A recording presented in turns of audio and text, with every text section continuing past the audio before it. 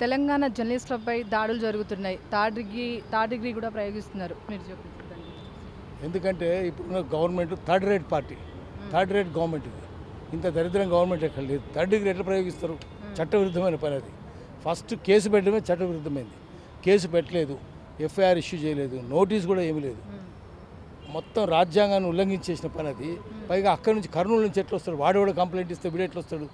వచ్చిన వాళ్ళు ఆడికి ఎట్లా తీసుకుపోతారు? ఇక్కడ పోలీసులకు, ఎల్బీ నగర్ పోలీసులకు చెప్పినారా? చెప్పకపోతే చెప్తే వాళ్ళు ఇప్పుడు చెప్పాలి. ఎల్బీ నగర్ పోలీసులు మనం అందరం ఎల్బీ నగర్ పోలీస్ స్టేషన్ పోవాలి. పోయి ఎల్బీ నగర్ పోలీసుని అడుగుదాం, మీకు చెప్పినారా? చెప్తే మీరు నోటీస్ అడిగినారా? చట్టపరంగా చేయమన్నారా? వాళ్ళు కూడా చెప్పాలి పోలీసులు. వానికి తెలియకపోతే రాజ్యాంగము వీళ్ళు చెప్పాలి. మరి ఇద్దరు కుమ్మక్కైనారా? కుమ్మక్కై ఉంటారేమో. రహస్యంగా జరిగిందా? ఏం జరిగింది? ఇది ఎల్బీ నగర్ పోలీసులు కూడా ఈరోజు బోన్లో నిల్చొని ఉన్నారు. ముఖ్యమంత్రి బోన్లో నిల్చొని ఉన్నాడు. ఇప్పుడు ఎల్లో మీడియా, ఎల్లో కాంగ్రెస్ పరిపాలన చేస్తుంది. మహా టీవీని విమర్శిస్తే మహా టీవీలో వాడు దేవునితో పోల్చొద్దు, వాడు ఓనరు అని చదువులేదు, పోల్చిండు. అంటే చంద్రబాబు మనిషి, ఆయన చంద్రబాబును దేవుడు అన్నాడు, శివుడు అన్నాడు. తప్పది, పోల్చొద్దు.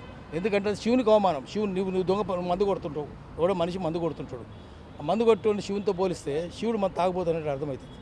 అందుకని దేవునితో ఎవరిని పోల్చడానికి వీల్లేదు. మనిషి మానవ మాత్రం పోల్చడానికి వీల్లేదు. ఎందుకంటే ఆ మానవులకు ఉన్న బలహీనతలన్నీ దేవుని బలహీనతలుగా కనిపిస్తాయి. అది తప్పది. ఇస్లాంలో ఒక మనిషిని ప్రవక్తతో పోల్చొద్దు, మహమ్మద్ ప్రవక్తతో పోల్చొద్దు, తప్పవుతుంది. మహమ్మద్ ప్రవక్తకు అవమానం. మహమ్మద్ ప్రవక్త దేవునితో కూడా పోల్చొద్దు. అని దేవదూత తప్ప దేవుడు కాదు. అది అంత పటిష్టంగా ఉంటుంది. హిందూయిజం కూడా అంతే పటిష్టంగా ఉంది. కానీ దాన్ని ఉల్లంఘిస్తే నువ్వు ఇట్లా ఉల్లంఘించిన తప్పు అన్నాడు అంటే కేసు పెడతారా? కేసు ఎడబెట్టిరు? కేసు లేదు, ఏం లేదు, తీసుకొని పోయినారు. మొత్తం భారత రాజ్యాంగాన్ని ఉల్లంఘించారు. భారత రాజ్యాంగం మనకు వాక్ స్వాతంత్రం ఇచ్చింది. ఆర్టికల్ 19(1)(a) కింద మనకు వాక్ స్వాతంత్రం ఉంది. మనం ఎవరైనా ప్రశ్నించవచ్చు. శ్రీశ్రీ ఏం చెప్పిండంటే, మీ ప్రైవేట్ జీవితాలు మీ సొంతం, కానీ మీరు పబ్లిక్గా ఉంటే ఏమైనా అంటాం. పబ్లిక్గా ఉంటే రాజకీయ నాయకులు ఏమైనా అనవచ్చు, గల్లా పట్టవచ్చు, తప్పనవచ్చు, నువ్వు దొంగవు, లంగవు, లఫంగవు ఏమైనా అంటాం. అట్లా అన్నప్పుడు నువ్వు ఎట్లా శిక్షలు ఎట్లేస్తావు?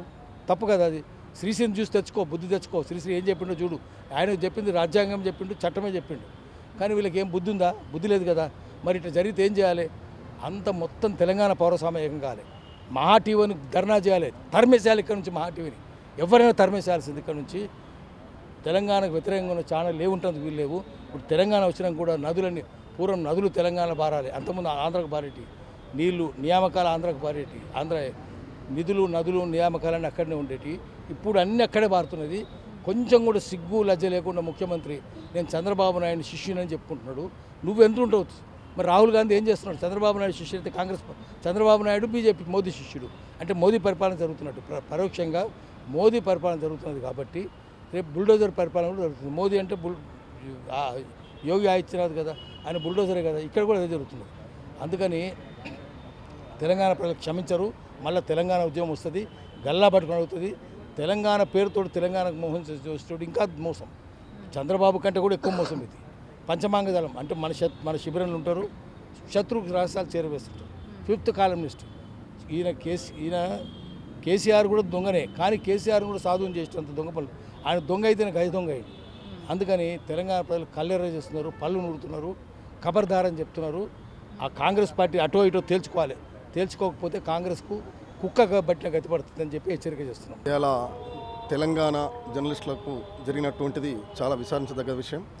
ఇప్పటిదాకా కూడా ఎంత బాధాకరం అంటే, నాకు పాశమని చెప్పిందా కూడా నాకు తెలియదు. తెలంగాణ రావడానికి ముఖ్య పాత్ర జర్నలిస్టులు వహించారు. సరే, 2001 నుంచి కాకుండా 96 నుంచి కూడా ఎంతో కృషి చేసిన వాళ్ళు పత్రికా మిత్రులు. ఆ పత్రికే లేకపోతే ఇవాళ తెలంగాణ ముందుకొచ్చేది కాదు. ఇవాళ ఒక తెలంగాణ మిత్రుని తీసుకుపోయి ఆంధ్రలో, రాయలసీమలో 3rd డిగ్రీ ఇస్తుంటే ఇక్కడ ఉన్న పోలీసులు ఏం చేస్తున్నారు? పోలీసులు కూడా తప్పలేదు. రేవంత్ రెడ్డి ఏం చేస్తున్నాడు? పోలీసులు ఏముంటుంది? రేవంత్ రెడ్డి హోంశాఖ, రేవంత్ రెడ్డి చెప్పింది నాలే. ఏం చేస్తుంది రేవంత్ రెడ్డి? ఏం చేస్తుంది? చంద్రబాబు నాయుడు చెప్తే ఆయన వింటున్నారు. ఒకటే చెప్తున్నా, ఇప్పటిదాకా మన మిత్రులు చెప్పారు, తక్షణమే క్షమాపణ చెప్పి కేసు విత్డ్రా చేసుకోవాలని. దీని మీద సీరియస్గా హోమ్ మినిస్టర్ స్పందించాలి. లేకపోతే నేను ఒకటే చెప్తున్నా, మీడియా మిత్రులకు దయచేసి విజ్ఞప్తి చేస్తున్నా, మీకు ఏమాత్రం ఆత్మగౌరవం ఉన్నా అధికార పార్టీకి మీడియా బహిష్కరణ చేయండి. ఫస్ట్ వాళ్ళని చూపించకండి. మీరు ఫస్ట్ వాళ్ళు ప్రెస్ మీట్ పెట్టిన కాడికి పోకండి. ఆంధ్ర మాటివోడు దేవుడు అంటాడు చంద్రబాబు నాయుడు. చంద్రబాబు నరూప రాక్షసుడు. ఎంతమందిని చంపించిండు ఇక్కడ. పౌర హక్కుల నేత పురుషోత్తమనను, మారోజు వీరన్న, తెలంగాణ ఉద్యమ నేత మారోజు వీరన్నను, బెల్ది లలితక్కను, ముక్కా కరుణాకర్ను, ఎక్కిడి సిద్ధులు, ఎంతమందిని, ఎంతోమంది, నల్గొండ పోతే ఆజమెల్లి అన్నను, ఇంతమందినికి అమరులను చంపడం కారణం కదా. ఏమన్నప్పుడు నయం పేరు చెప్పారు. నయంకి ఏం సంబంధం లేదు, పోలీసు హత్యలే. అప్పుడు చంద్రబాబు నాయుడు హత్యలే. ఇలా కావాలని పత్రిక మిత్రుని తీసుకుపోయి చంద్రబాబు నాయుడు కించపరిచినందుకే ఇక్కడ మూసుకుంది. ఎందుకంటే ఈయన చంద్రబాబు నాయుడు తొత్తు కాబట్టి, అరే మా చంద్రబాబుని తిడతాడు, నా గురువుని తిడతాడు, ఆయన తన్నండి అని చెప్పిందే రేవంత్ రెడ్డి. మాకు అనిపిస్తుంది కదా. ఇలా ఇక్కడ జర్నలిస్టులు ఒక రాష్ట్ర ముఖ్యమంత్రిగా ఉండి ఈ రాష్ట్రం నుంచి పక్క రాష్ట్రానికి ఒక నువ్వు ఉన్న పరిపాలనలో నీ బిడ్డనే కదా, నీ బిడ్డ లాంటి వాడే కదా. నువ్వు ఇక్కడ పరిపాలనలో ఉన్నప్పుడు నువ్వు రాజువే కదా. రాజు కింద ఉన్న వాళ్ళు నీ బిడ్డలే కదా రాష్ట్ర ప్రజలు. మరి నీ మనిషిని తీసుకుని అక్కడ కొడుతుంటే మనం ఏం చేస్తున్నావు? దీనికి చేత కాదా అంటే అక్కడ గులాంగిరి చేస్తున్నావు కాబట్టినే ఇలా మా బిడ్డలు కొడుతుంటే సపాడుకున్నాం. మేము ఒకటే చెప్తున్నాం మీడియా ముఖంగా కూడా, ఈరోజు ఖచ్చితంగా వెంటనే క్షమాపణ చెప్పకపోతే, కేసు విత్డ్రా వెనక తీసుకోకపోతే తెలంగాణలో ఉన్నటువంటి పవన్ కళ్యాణ్ కానీ కూటమి ప్రభుత్వం నాయకుల ఇండ్లు ఎవరైతే ఉన్నాయో అన్ని ముట్టడిస్తాం. మా దమ్ మీద మేము చూపిస్తాం తెలంగాణ ఉద్యమకారులుగా. ఇప్పుడు తెలంగాణలో ఒక సామెత ఉన్నది తెలంగాణలో మామూలుగా.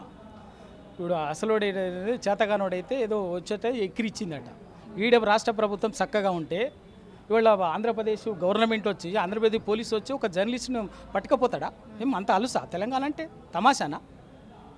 ఒక రాష్ట్ర పోలీసు ఇంకొక రాష్ట్రంలోకి వచ్చి ఒక కామన్ మ్యాన్ని కూడా అరెస్ట్ చేయాలంటే చట్టం ఉన్నది. ఏం చెప్తుంది చట్టం? స్థానిక పోలీసుల అనుమతి తీసుకోవాలి. ఒక పోలీస్ స్టేషన్లో స్థానిక ఇక్కడ ఏ పరిధిలో అయితే ఆ వ్యక్తిని అరెస్ట్ చేయాలనుకుంటున్నారో ఆ పరిధిలో ఉన్నటువంటి ఎస్హెచ్ఓకి లెటర్ పెట్టాలి. లెటర్ పెట్టి ఆ ఎస్హెచ్ఓ నుంచి, స్టేషన్ హౌస్ ఆఫీసర్ నుంచి పంపించినటువంటి ఒక కానిస్టేబుల్నో ఒక ఆఫీసర్నో ఎస్కార్ట్ తీసుకొని వెళ్ళి అరెస్ట్ చేయాలి.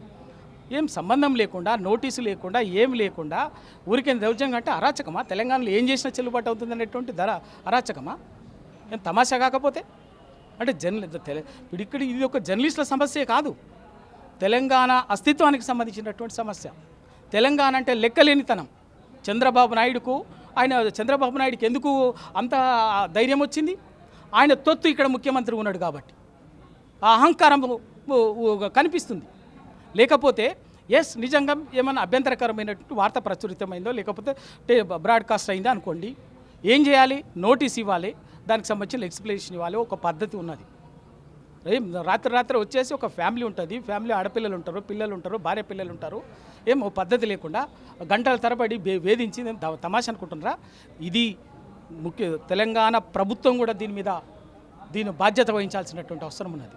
ఇంకోసారి ఇటువంటిది కనుక రిపీట్ అయితే ఇక్కడ చంద్రబాబు నాయుడు, ఆంధ్రప్రదేశ్ ప్రభుత్వం గుర్తుపెట్టాల్సింది ఏంటంటే అనవసరం వచ్చినటువంటి వాళ్ళని ఉరికిచ్చి కొడతాం. ఎవడైతే అటువంటిది మొన్న అడ్డుకున్నారు మా మిత్రులు, జర్నలిస్ట్ మిత్రులు, మళ్ళీ ఎవరైనా కనుక అటువంటిది వచ్చినట్లయితే అక్రమంగా వచ్చి మమ్మల్ని ఎవరైనా, మా వాళ్ళ మీద ఎవరైనా దౌర్జన్యంగా అరెస్టులకు ఇంకో దానికో పాల్పడాలనేటువంటి ప్రయత్నం కనుక చేస్తే వచ్చినటువంటి వాళ్ళు పోలీస్ ఆఫీసర్లు కానీ ఎవరైనా కానీ ఒక రాష్ట్రంలో అక్రమంగా ఒక రాష్ట్ర పౌరుడి మీదకి ఇంకొక రాష్ట్ర పోలీసులు ఎట్లా చొరబడతారు?